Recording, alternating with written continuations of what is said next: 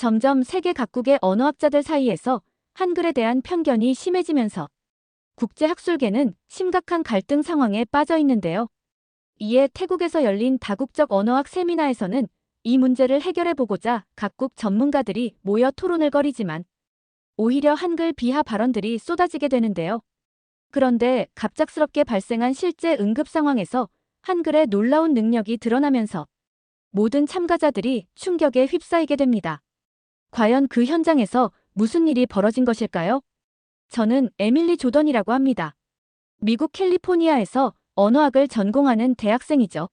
솔직히 말하면 저는 언어에 대해서는 꽤 자신이 있었어요. 특히 아시아 언어들에 대해서는 나름 견해가 뚜렷했습니다. 중국어와 일본어는 정말 깊이 있는 언어라고 생각했거든요. 그날도 평소처럼 도서관에서 과제를 하고 있었는데 윌슨 교수님이 갑자기 저를 부르셨어요. 에밀리, 태국에서 열리는 다국적 언어학 세미나에 참가해 볼 생각 없니? 우리 대학 대표로 보내고 싶은데. 저는 주저하지 않고 대답했습니다. 물론이죠. 언제든지 갈 준비됐습니다. 사실 저에게는 이런 기회가 꽤 소중했어요. 다른 나라 학자들과 만나서 언어에 대해 토론할 수 있다니 생각만 해도 흥미진진했습니다. 더군다나 태국이라는 이국적인 장소에서 말이죠. 저는 그동안 책으로만 봤던 아시아 언어학자들을 직접 만날 수 있다는 기대감에 들떠 있었어요. 비행기에서 내려 방콕의 후덥지근한 공기를 마시며 저는 어떤 사람들을 만나게 될지 궁금해했어요. 택시 안에서 바라본 방콕의 거리는 정말 활기찼습니다. 태국어 간판들이 눈에 들어오는데 문자 자체가 참 우아해 보였어요. 세미나장에 도착하니 정말 다양한 국적의 사람들이 모여 있었습니다. 일본에서 온 교수님들, 중국 대학의 연구원들, 그리고 동남아시아 각국에서 온 언어학자들까지 로비에서부터 여러 언어가 뒤섞여 들려왔어요. 정말 국제적인 분위기였죠. 첫날 오리엔테이션에서 저는 일본인 아라카와 교수를 만났습니다. 나이는 50대 중반쯤 되어 보였고 말투는 정중하지만 어딘가 단호한 면이 있었어요. 안경 너머로 보이는 눈빛이 꽤 날카로웠습니다. 안녕하세요. 저는 도쿄대학에서 온 아라카와입니다. 주로 동아시아 문자 체계를 연구하고 있어요. 저는 즉시 그분에게 호감을 느꼈습니다. 반갑습니다. 저는 에밀리 조던이고 캘리포니아에서 왔어요. 아시아 언어에 특히 관심이 많습니다. 아라카와 교수는 미소를 지으며 고개를 끄덕였어요. 저희는 금세 언어에 대한 이야기로 빠져들었습니다. 아라카와 교수는 한자의 우월성에 대해 열변을 토했어요. 중국 한자와 일본 가나 문자는 수천 년의 역사를 가지고 있습니다. 하나의 글자 안에 철학과 문화가 응축되어 있죠. 문화적 깊이가 다릅니다. 저는 그 말에 깊이 공감했어요. 정말 그래요. 한자를 보면 조상들의 지혜가 느껴져요. 그림에서 시작해서 추상적 개념까지 표현할 수 있다니 정말 놀라워요. 그러다가 화제가 자연스럽게 한국어로 넘어갔습니다. 아라카와 교수의 표정이 살짝 변했어요. 약간 시큰둥한 표정이 되더라고요. 한글요? 글쎄요, 너무 단순하지 않나요? 그냥 동그라미와 막대기를 조합한 것 같은데. 실용성도 의문스럽고요. 저는 그 말에 고개를 끄덕였습니다. 사실 저도 비슷하게 생각하고 있었거든요. 맞아요. 한글은 뭔가 유치해 보여요. 일본어나 중국어에 비하면 깊이가 없는 것 같고 그냥 그림 같아요. 아라카와 교수는 제 말에 만족스러운 미소를 지었습니다. 역시 젊은 학자답게 정확한 판단력을 가지고 있네요. 한글은 정말 단순한 문자 체계예요. 표현의 한계가 명확하죠. 그때 저는 정말 확신했어요. 한국은 그냥 K-팝으로 유명한 나라일 뿐이라고. 언어적으로는 별다른 매력이 없다고 생각했습니다. 한글이라는 문자도 마찬가지였죠. 너무 간단해서 오히려 깊이가 없어 보였어요. 둘째 날 오전, 본격적인 세미나가 시작됐습니다. 회의실에는 각국에서 온 언어학자들이 모여 앉았고 분위기는 꽤 진지했어요. 첫 번째 세션 주제는 동아시아 문자의 우열성 비교였습니다. 저는 가슴이 두근거렸어요. 드디어 제가 관심 있던 주제가 나온 거니까요. 아라카와 교수가 첫 발표자로 나섰습니다. 그분은 프레젠테이션 화면을 가리키며 자신 있게 말했어요. 한자는 표의 문자로서 하나의 글자가 완전한 의미를 담고 있습니다. 이는 다른 어떤 문자책에도 따라올 수 없는 장점이죠. 저는 고개를 끄덕이며 열심히 메모했습니다. 정말 일리 있는 말이라고 생각했거든요. 중국에서 온 리 교수도 거들었어요. 맞습니다. 한자 하나로 복잡한 철학적 개념까지 표현할 수 있어요. 이런 함축성은 표음 문자로는 불가능하죠. 그때 일본계 참가자 중 한 명인 사토 연구원이 한국어 이야기를 꺼냈습니다. 그런데 한글은 어떻게 생각하세요? 요즘 한류 때문에 주목받고 있긴 하지만 말끝을 흐리는 게 뭔가 의미심장했어요. 아라카와 교수는 조금 불편한 표정을 지었습니다. 한글은 글쎄요. 너무 기계적이지 않나요? 자음과 모음을 단순히 조합하는 방식이라서 예술성이 떨어져 보여요. 발음도 좀 거칠고요.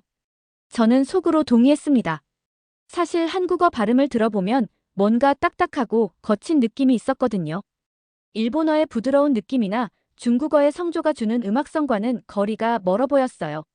리 교수도 한마디 보탰습니다. 한글은 문자 자체의 문화적 깊이가 부족해 보입니다. 한자처럼 수천 년간 축적된 철학이나 사상이 녹아있지 않으니까요. 그 순간 저는 완전히 동조하는 마음이 들었어요. 실제로 한글을 보면 너무 단순해서 뭔가 아쉬웠거든요. 복잡하고 우아한 한자나 가나 문자에 비하면 정말 밋밋해 보였습니다. 사토 연구원이 웃으며 말했어요. 한국 사람들이 자신들의 문자를 세계에서 가장 과학적이라고 자랑하던데 과학적이라는 게 꼭 좋은 건 아니잖아요. 너무 기계적이면 감성이 없어지죠. 회의실에 웃음이 퍼졌습니다. 저도 따라서 웃었어요. 정말 그런 것 같았거든요. 한국 사람들이 한글을 자랑할 때마다 과학적이라는 표현을 쓰는데 그게 오히려 한계처럼 느껴졌어요. 아라카와 교수가 정리하듯 말했습니다. 언어라는 건 단순히 정보 전달의 도구가 아닙니다. 문화와 감성이 담겨야 하죠. 그런 면에서 한글은 아직 부족한 면이 많아 보여요. 저는 그 말에 완전히 빠져들었습니다. 정말 맞는 말이라고 생각했어요. 언어학을 공부하면서도 항상 느꼈던 건데 문자에는 그 민족의 혼이 담겨야 한다고 믿었거든요.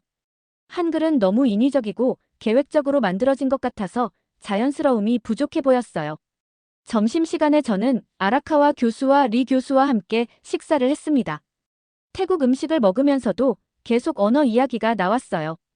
에밀리 양은 한국어에 대해 어떻게 생각해요? 아라카와 교수가 물었습니다. 저는 주저하지 않고 대답했어요. 솔직히 말하면 과대평가된 것 같아요. K-팝이나 드라마 때문에 주목받고 있지만 언어 자체의 깊이는 일본어나 중국어에 비할 바가 아니죠. 리 교수가 고개를 끄덕였습니다. 맞아요. 한국은 문화 콘텐츠로는 성공했지만 언어적으로는 여전히 한계가 있어 보여요. 특히 한글이라는 문자체계는 너무 단조로워요. 그 순간 저는 정말 확신에 차 있었습니다. 한글과 한국어는 분명히 과대평가되고 있다고요. 저희 셋은 그렇게 한국어의 한계에 대해 이야기하며 시간을 보냈어요. 오후 세션이 시작되고 얼마 지나지 않아서 갑자기 회의실 분위기가 바뀌었습니다. 진행자가 급하게 마이크를 들더니 잠깐만요. 중요한 뉴스가 들어왔습니다라고 말했어요. 저는 뭔가 이상하다는 생각이 들었습니다. 학술 세미나 중에 뉴스라니요. 대형 스크린에 영어 자막이 나타났습니다. CNN 속보였어요. 한국 스마트시티, 인공지능이 위급 상황에서 외국인 구조 성공. 핵심은 한글 표기 시스템. 저는 눈을 의심했습니다. 한글이 구조 작업과 무슨 관련이 있다는 거죠? 아라카와 교수도 당황한 표정을 지었어요. 한글이 인공지능과 관련이 있다고요? 리 교수는 고개를 갸우뚱했습니다. 뭔가 과장된 것 같은데요. 저도 마찬가지로 의아했어요. 방금 전까지 한글이 너무 단순하다고 이야기했는데 갑자기 첨단 기술과 연결된다니 이해가 안 됐습니다. 한글이 AI랑 무슨 관계가 있을까요? 저는 혼잣말처럼 중얼거렸어요. 뉴스가 계속 이어졌습니다.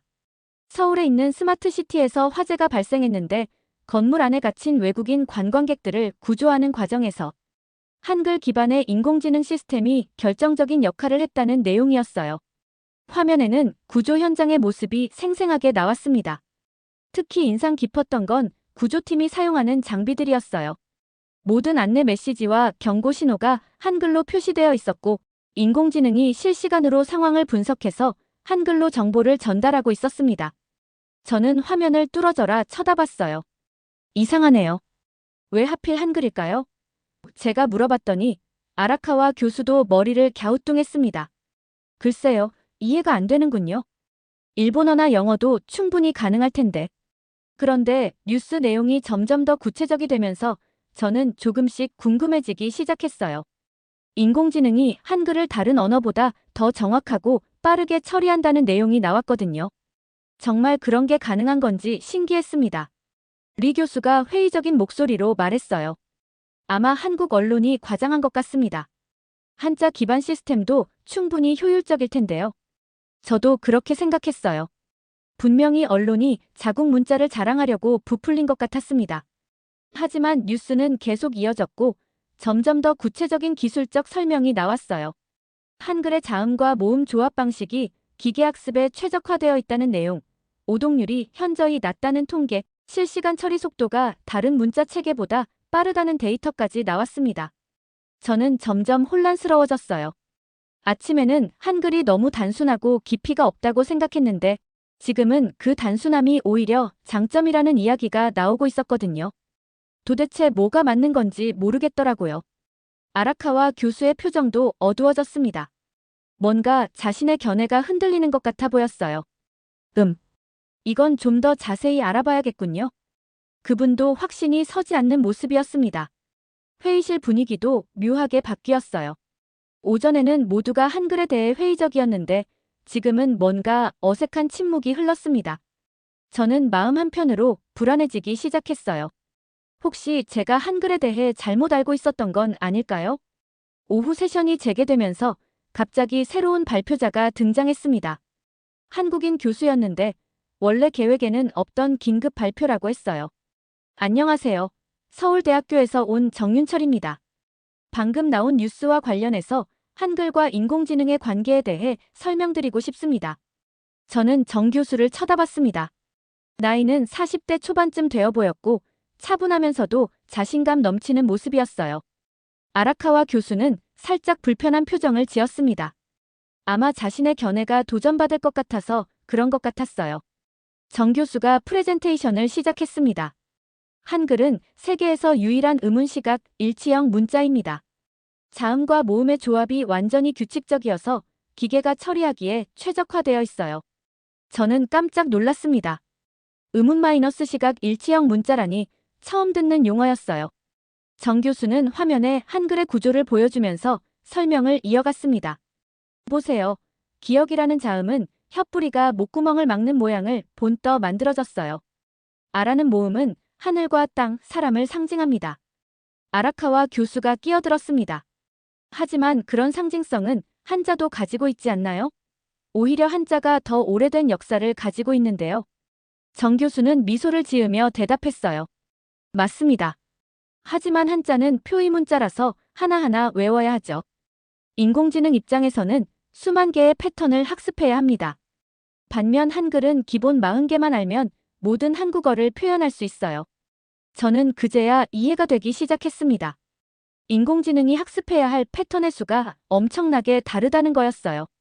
한글이 단순해 보였던 이유가 바로 이 효율성 때문이었구나 싶었습니다. 정 교수는 더 구체적인 데이터를 보여줬어요. 최근 연구에 따르면 한글 기반 인공지능의 문자 인식률은 99.8%입니다. 한자 기반은 95%, 영어는 97%예요. 처리 속도도 한글이 가장 빠릅니다. 리 교수가 반박했습니다. 하지만 중국어는 문맥적 의미가 풍부하잖아요. 하나의 한자가 여러 뜻을 가질 수 있으니까 표현력이 더 뛰어나지 않나요?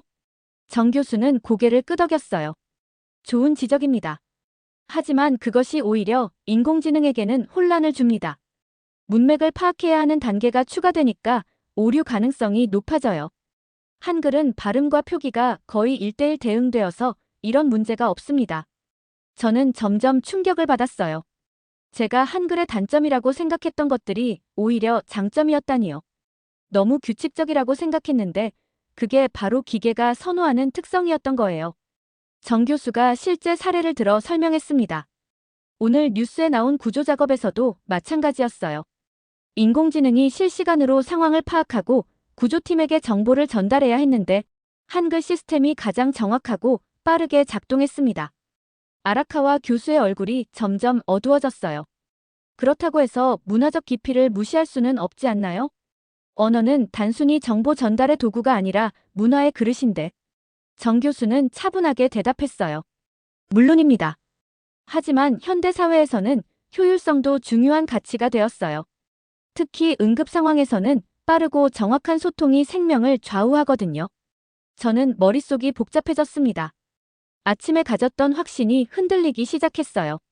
한글이 정말 제가 생각했던 것보다 훨씬 뛰어난 문자 체계인 걸까요? 단순함이 오히려 강점이었다니 정말 생각지도 못했던 관점이었어요. 정 교수의 발표가 끝나고 질의응답 시간이 되었습니다. 저는 손을 들고 질문했어요. 그런데 인공지능이 한글을 선호한다고 해서 한글이 더 우수한 문자라고 할 수 있을까요? 인간이 사용하는 언어인데 기계의 기준으로 판단하는 게 맞나요? 정 교수는 제 질문에 미소를 지었습니다. 좋은 질문이네요. 하지만 생각해보세요. 현대 사회에서 우리는 기계와 함께 살아가고 있어요. 스마트폰, 내비게이션, 번역기. 모든 것이 인공지능과 연결되어 있죠. 이런 상황에서 기계와 잘 소통할 수 있는 문자가 더 실용적이지 않을까요? 저는 잠시 생각에 잠겼습니다. 정말 그런 것 같았어요. 요즘 저도 번역 앱을 자주 사용하는데 한국어가 다른 언어보다 번역이 정확하다는 걸 경험한 적이 있었거든요. 그때는 별 생각 없이 넘어갔는데 이제 보니 그런 이유가 있었던 거네요. 아라카와 교수가 끝까지 고집을 부렸어요. 하지만 언어의 아름다움이나 철학적 깊이는 어떻게 설명할 건가요? 한자에는 수천 년간 축적된 동양 사상이 담겨 있는데 정 교수는 침착하게 대답했습니다. 물론 한자의 역사적 가치는 인정합니다. 하지만 한글도 만만치 않아요. 세종대왕이 한글을 만들 때는 당시로서는 혁신적인 언어학 이론을 적용했어요. 조음 기관의 모양을 본떠 자음을 만들고 천지인 사상을 바탕으로 모음을 만든 건 정말 과학적인 접근이었죠. 저는 깜짝 놀랐습니다. 한글에 그런 깊은 철학이 담겨 있었다니요.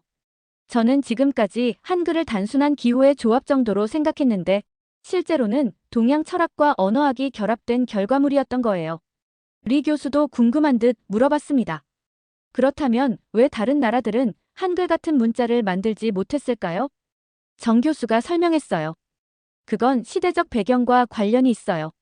대부분의 문자는 오랜 시간에 걸쳐 자연스럽게 발달했죠.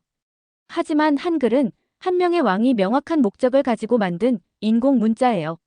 백성들이 쉽게 배울 수 있는 문자를 만들겠다는 의지가 있었기 때문에 가능했던 거죠. 저는 점점 더 충격을 받았어요. 한글이 그냥 우연히 만들어진 게 아니라 철저한 계획과 철학을 바탕으로 설계된 문자였다니요. 제가 단점이라고 생각했던 인위성이 오히려 한글의 가장 큰 강점이었던 거예요. 그때 갑자기 세미나장에 알람이 울렸습니다. 화제 대피 훈련이라는 안내방송이 나왔어요. 처음에는 태국어로, 그 다음에는 영어로, 마지막에는 각국 언어로 번갈아가며 안내가 나왔습니다. 저는 다른 참가자들과 함께 서둘러 건물 밖으로 나갔어요. 그런데 나가면서 뭔가 이상한 걸 느꼈습니다. 한국어 안내방송이 다른 언어보다 훨씬 명확하게 들렸거든요. 발음이 정확하고 또렷해서 무슨 말인지 바로 이해할 수 있었어요. 밖에 나와서 다른 참가자들과 이야기해보니 모두 비슷한 경험을 했더라고요. 중국에서 온 왕 연구원이 말했어요. 한국어 안내방송이 제일 알아듣기 쉬웠어요. 발음이 명확해서 무슨 말인지 바로 알 수 있더라고요. 일본에서 온 다나카 교수도 고개를 끄덕였습니다. 맞아요. 일본어 안내방송도 있었는데 오히려 한국어가 더 선명하게 들렸어요. 신기하네요. 저는 그제야 깨달았어요. 한글의 명확한 발음 체계가 실제 상황에서도 장점이 되는구나 싶었습니다. 응급 상황에서는 정확하고 빠른 의사소통이 생명과 직결되는데 한글이 바로 그런 장점을 가지고 있었던 거예요. 정 교수가 저희 옆으로 다가왔습니다. 어떠세요? 실제로 경험해보니 한글의 장점이 느껴지시나요? 저는 솔직하게 대답했어요. 네, 정말 놀라워요. 이론으로만 들었을 때보다 훨씬 인상 깊네요. 아라카와 교수도 옆에서 듣고 있었는데 표정이 많이 달라져 있었어요. 오전에 보였던 확신에 찬 모습은 사라지고 뭔가 고민에 빠진 것 같았습니다. 실제로 경험해보니 생각이 좀 달라지네요. 저는 마음속으로 죄스러운 기분이 들었어요. 아침에 한글을 그렇게 무시했던 제 자신이 부끄러워졌습니다. 겉으로 보기에는 단순해 보였지만 실제로는 엄청난 과학성과 실용성을 가진 문자였던 거예요. 건물로 다시 들어가면서 저는 정 교수에게 물어봤습니다. 교수님, 그런데 왜 한글에 이런 장점들이 널리 알려지지 않은 걸까요? 저만 몰랐던 건 아니잖아요. 정 교수가 씁쓸하게 웃었어요. 아마 우리 스스로도 한글의 가치를 제대로 몰랐던 것 같아요. 그리고 서구 중심적인 학문 풍토에서 동양의 문자들이 제대로 평가받기 어려웠던 것도 있고요. 저는 고개를 끄덕였습니다. 정말 그런 것 같았어요. 저 역시 무의식 중에 서구의 기준으로 언어를 평가하고 있었던 것 같았습니다. 복잡하고 어려운 것이 더 우수하다고 생각했던 거죠. 오후 늦게 갑자기 세미나장에 비상벨이 울렸습니다. 처음에는 또 훈련인 줄 알았는데 진행요원의 표정이 심상치 않더라고요. 실제 화재가 발생했습니다. 모든 분들은 침착하게 대피해주세요. 저는 가슴이 쿵쾅거렸어요. 실제 화재라니 정말 위험한 상황이었습니다. 사람들이 웅성거리며 출구 쪽으로 몰려들기 시작했어요. 그런데 갑자기 정전이 되면서 건물 안이 캄캄해졌습니다. 안전 출구가 어디예요? 누군가 소리쳤어요. 저도 당황해서 어디로 가야 할지 몰랐습니다. 그때 갑자기 벽면에 디스플레이들이 켜지면서 각국 언어로 대피 안내가 나오기 시작했어요. 처음에는 태국어가 나왔는데 무슨 말인지 전혀 알 수 없었어요. 그 다음에 영어가 나왔는데 이머전시 에그짓 디스 웨이라는 메시지가 화면에 떴습니다. 하지만 소음 때문에 음성은 잘 들리지 않았어요. 그때 한국어 안내가 나왔습니다. 비상구 이쪽입니다. 음성이 너무 명확하고 또렷해서 다른 언어보다 훨씬 잘 들렸어요. 저는 무의식적으로 그 소리를 따라갔습니다. 신기한 건 다른 외국인들도 마찬가지였다는 거예요. 한국어를 모르는 사람들도 발음이 워낙 명확해서 어디로 가야 하는지 알 수 있었던 것 같았어요. 이쪽, 이쪽 하는 소리가 다른 언어보다 훨씬 또렷하게 들렸거든요. 복도를 따라가다 보니 벽면에 여러 언어로 된 대피 안내판이 있었어요. 중국어, 일본어, 영어, 한국어. 그런데 어둠 속에서도 한국어가 가장 눈에 잘 들어왔습니다. 글자가 깔끔하고 간결해서 빠르게 읽을 수 있었어요. 아라카와 교수가 제 옆에서 숨을 헐떡이며 말했어요. 에밀리, 한국어 안내가 제일 잘 보이지 않나요? 저는 고개를 끄덕였습니다. 네, 정말 그래요. 글자가 선명해서 금방 읽혀요. 드디어 비상구에 도착했는데 그곳에서 구조요원들이 대기하고 있었어요. 구조요원 중 한 명이 각국 언어로 안내를 하고 있었는데 역시 한국어가 가장 명확했습니다. 천천히 나오세요. 밀지 마세요. 밖으로 나와서 안전한 곳에 모였을 때 다른 참가자들과 이야기해보니 모두 비슷한 경험을 했더라고요. 독일에서 온 밀러 교수가 말했어요. 한국어를 한마디도 모르는데도 무슨 말인지 알 수 있었어요. 발음이 너무 명확해서요. 프랑스에서 온 르부아 박사도 놀라워했습니다. 정말 신기해요. 다른 언어들은 소음에 묻혀서 잘 안 들렸는데 한국어만 또렷하게 들렸어요. 저는 그제야 정 교수가 말했던 내용을 완전히 이해했어요. 한글의 명확한 음성 체계가 실제 응급 상황에서 생명을 구하는 도구가 될 수 있다는 걸 직접 경험한 거였어요. 정 교수가 저희에게 다가왔습니다. 어떠셨어요? 오늘 아침 뉴스에서 본 내용을 직접 체험해 보신 셈이네요. 저는 감탄하며 대답했어요. 정말 놀라워요. 이론으로만 들었을 때와는 완전히 다르네요. 리 교수도 인정할 수밖에 없다는 표정이었어요. 한글의 실용성을 무시할 수 없겠군요. 특히 응급 상황에서는 정말 유용한 것 같아요. 아라카와 교수는 한동안 말이 없었습니다. 오전에 그렇게 확신에 차서 한글을 비판했던 분이 이제는 고민에 빠진 모습이었어요. 저도 마찬가지였습니다. 제 편견이 얼마나 잘못된 것이었는지 깨닫게 됐거든요. 소방서에서 온 대원이 상황 설명을 해줬어요. 다행히 큰 화재는 아니었습니다. 하지만 오늘 같은 상황에서 다국어 안내 시스템이 얼마나 중요한지 다시 한번 느꼈네요. 저는 그 말을 들으면서 마음이 무거워졌어요. 만약 오늘 한국어 안내가 없었다면 어떻게 됐을까요? 아마 훨씬 더 혼란스러웠을 거예요. 한글이 정말로 사람들을 구한 셈이었습니다. 저녁 식사 시간에 저는 정 교수에게 개인적으로 이야기할 기회를 가졌습니다. 호텔 레스토랑에서 조용히 앉아서 오늘 있었던 일들을 정리해보고 싶었어요. 마음속에 많은 생각들이 복잡하게 얽혀 있었거든요. 교수님, 정말 죄송해요. 제가 먼저 말을 꺼냈습니다. 오늘 아침에 한글에 대해 그렇게 말한 게 너무 부끄러워요. 정 교수는 이해한다는 듯 미소를 지었어요. 괜찮습니다. 사실 많은 사람들이 비슷하게 생각하고 있어요. 겉으로 보기에는 한글이 단순해 보이니까 당연한 반응이죠.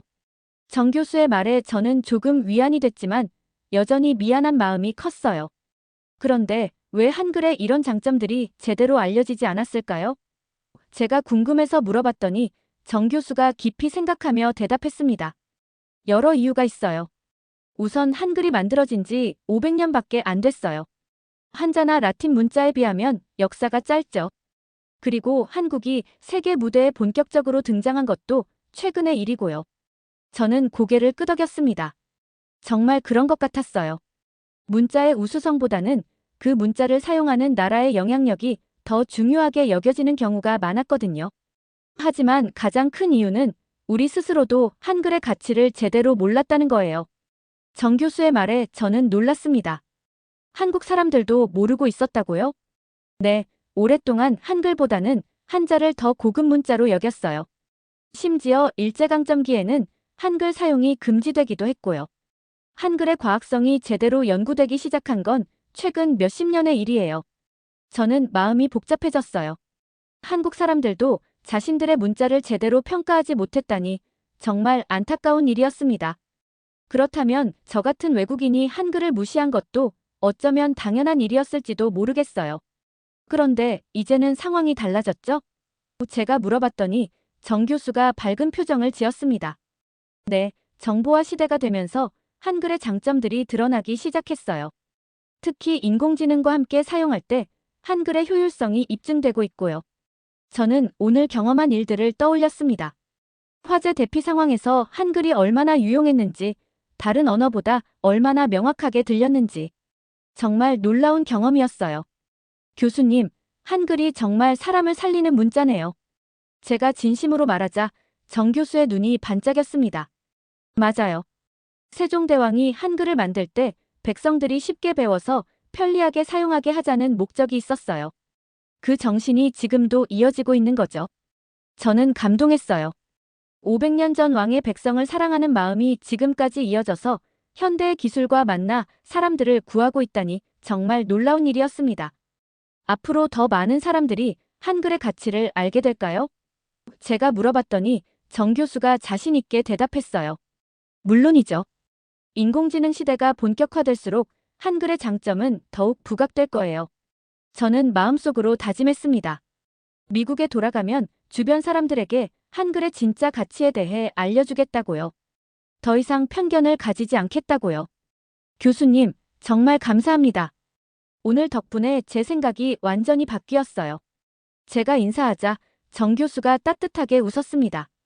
에밀리 씨 같은 분이 있어서 저도 보람을 느껴요. 언어학자로서 말이죠. 그날 밤 저는 호텔방에서 오늘 있었던 일들을 정리하며 일기를 썼어요. 아침에 가졌던 편견들, 정 교수의 설명, 실제 화재 상황에서의 경험. 모든 것이 저에게는 큰 깨달음이었습니다.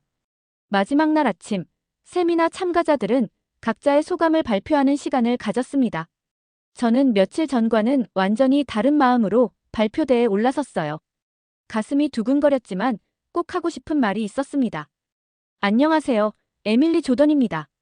저는 마이크를 잡고 깊은 숨을 쉬었어요. 이틀 전 이곳에 왔을 때 저는 한국어와 한글에 대해 매우 편협한 생각을 가지고 있었습니다. 회의실이 조용해졌어요. 아라카와 교수와 리 교수도 저를 주목하고 있었습니다. 저는 용기를 내어 계속 말했어요. 저는 한글이 너무 단순하고 유치하다고 생각했습니다. 중국어나 일본어에 비해 깊이가 없다고 여겼어요. 하지만 지난 이틀 동안 제가 얼마나 틀렸는지 깨달았습니다. 정 교수가 격려하는 듯한 미소를 지어주었어요. 저는 더욱 자신감을 갖고 이야기를 이어갔습니다. 한글은 단순한 게 아니라 효율적이었어요. 유치한 게 아니라 과학적이었습니다. 그리고 무엇보다도 사람을 구하는 문자였어요. 어제 화재 상황을 경험했던 참가자들이 고개를 끄덕였습니다. 모두 비슷한 경험을 했기 때문에 제 말에 공감하고 있었어요.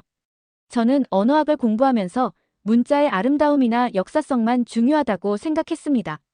하지만 현실에서는 얼마나 정확하고 빠르게 소통할 수 있느냐가 더 중요할 수도 있다는 걸 깨달았어요. 아라카와 교수의 표정이 복잡해 보였어요. 아마 저와 비슷한 마음의 변화를 겪고 있는 것 같았습니다. 특히 인공지능 시대에는 기계와 잘 소통할 수 있는 문자가 더 큰 가치를 가질 수 있다고 생각해요. 한글이 바로 그런 문자였습니다. 저는 잠시 멈춰서 참가자들을 둘러봤어요. 모두 진지한 표정으로 저의 이야기를 듣고 있었습니다. 제가 한국에 대해 가지고 있던 편견도 부끄럽습니다. 한국을 그냥 K-팝의 나라라고만 생각했어요. 하지만 한글이라는 놀라운 문자를 만든 나라였더라고요. 회의실에서 박수가 터져 나왔습니다. 저는 감정이 북받쳐 올라서 목소리가 떨렸어요. 저는 영어로 마지막 말을 했습니다. 한국어를 비웃으며 왔지만 이제는 깊은 존경심을 가지고 떠난다고요. 사람들뿐만 아니라 한글이라는 문자에 대해서도요. 한글은 생명을 구하는 문자라고요. 박수가 더 크게 터져 나왔어요. 정 교수는 눈물을 글썽이며 저에게 고마워하는 표정을 지었습니다. 다른 참가자들도 감동한 것 같았어요. 발표를 마치고 자리로 돌아가면서 아라카와 교수가 저에게 말했습니다. 에밀리, 훌륭한 발표였어요. 저도 많은 걸 배웠습니다. 리 교수도 고개를 끄덕이며 앞으로는 한글을 다른 시각으로 봐야겠네요 라고 말했어요. 공항으로 가는 길에 저는 휴대폰으로 한국어 학습 앱을 다운로드했습니다. 미국에 돌아가면 한국어를 배우기 시작하겠다고 마음먹었어요. 그리고 복수 전공으로 한국어학을 신청할 생각도 있었습니다. 비행기 안에서 저는 창밖을 바라보며 생각했어요. 며칠 전까지만 해도 한글을 무시했던 제가 이제는 한글의 가치를 전 세계에 알리고 싶어 하다니 정말 놀라운 변화였습니다. 세종대왕이 만든 한글이 500년이 지난 지금 인공지능 시대에 새롭게 주목받고 있다는 게 신기했어요. 그리고 그 문자가 실제로 사람들의 생명을 구하고 있다는 것도요. 저는 다짐했습니다. 언어학자로서 앞으로는 편견 없이 모든 언어와 문자를 객관적으로 연구하겠다고요. 그리고 한글의 진정한 가치를 더 많은 사람들에게 알리겠다고요. 한글 덕에 저는 새로운 관점을 얻었고 더 나은 학자가 될 수 있었습니다. 정말로 한글 덕에 살아난 셈이었어요. 지금까지의 사연 어떻게 들으셨나요? 재밌게 들으셨다면 댓글로 남겨주세요. 추첨을 통해 커피 쿠폰들 보내드립니다. 다음에 더 재밌는 사연으로 돌아올게요. 감사합니다.